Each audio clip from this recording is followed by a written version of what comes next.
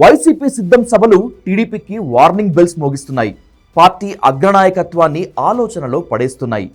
Positive అంటూ ఇన్నాళ్లు కదలిరా సభలకు వస్తున్న జనాన్ని చూసి జబ్బలు చర్చుకున్న టీడీపీ అగ్రనాయకత్వానికి రాప్తాడు సిద్ధం సభ చూశాక కళ్ళు బైర్లు కమ్మాయి.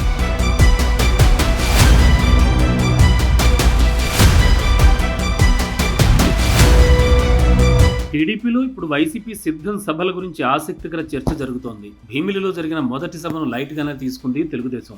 ఆ తర్వాత దెందులూరులో జరిగిన రెండో మీటింగ్ చూసి ఏముందబ్బా సభ చప్పగానే ఉంది అని భావించారట టీడీపీ నేతలు. కానీ రాప్తాడు సభతో ఒక్కసారిగా ఉలిక్కి పడిందట ఆ పార్టీ. పెద్ద ఎత్తున జనం తరలి రావడంతో పాటు ఆ సభకు వచ్చిన జనంలో రెస్పాన్స్ షాకింగ్ గానే ఉందన్న చర్చ టీడీపీలో జరుగుతోంది.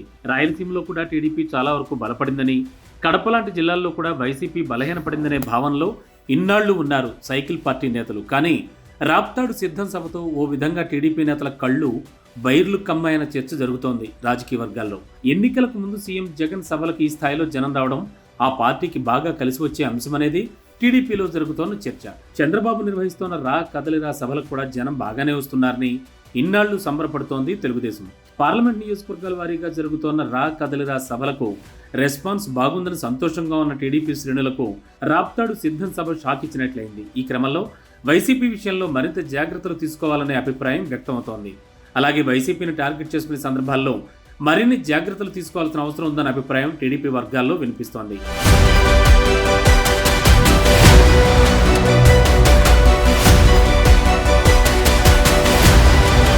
అధికార పార్టీని ఎదుర్కొనే విషయంలో వ్యూహాలను మార్చుకోవాల్సిన అవసరం ఉందని భావిస్తున్నాయట టీడీపీ శ్రేణులు. వైసీపీ ఓ పక్కన అభ్యర్థులకు క్లారిటీ ఇచ్చేసి సిద్ధం సభలతో ప్రజల్లోకి వెళ్లే ప్రయత్నం చేస్తోంది. టీడీపీ ఇంకా అభ్యర్థుల ఖరారు విషయంలో వెనకబడినట్లే కనిపిస్తోంది.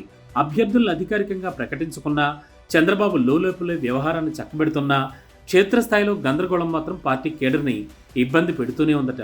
ఇప్పటికీ అభ్యర్థుల విషయంలో క్లారిటీ రాకపోవడం, అటు జనసేనలో సీట్ల సర్దుబాటు ఇంకా ఒక కొలిక్కి రాలేదనే ప్రచారంతో కేడర్లో విపరీతమైన నిరాశ నిస్పృహలు పెరుగుతున్నాయన్న ఫీడ్బ్యాక్ పార్టీ కార్యాలయానికి వస్తోందట. అయినా అధినాయకత్వం ఏం చేయలేని పరిస్థితి.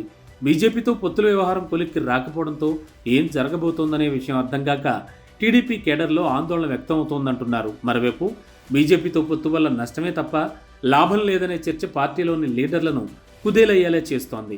ముస్లింల ప్రభావం ఎక్కువగా ఉన్న సెగ్మెంట్లు రాష్ట్ర వ్యాప్తంగా 60కి పైగా ఉంటాయని, వాటిల్లో చాలా ఇబ్బందులు ఎదుర్కోవాల్సి వస్తుందని అంటున్నారు.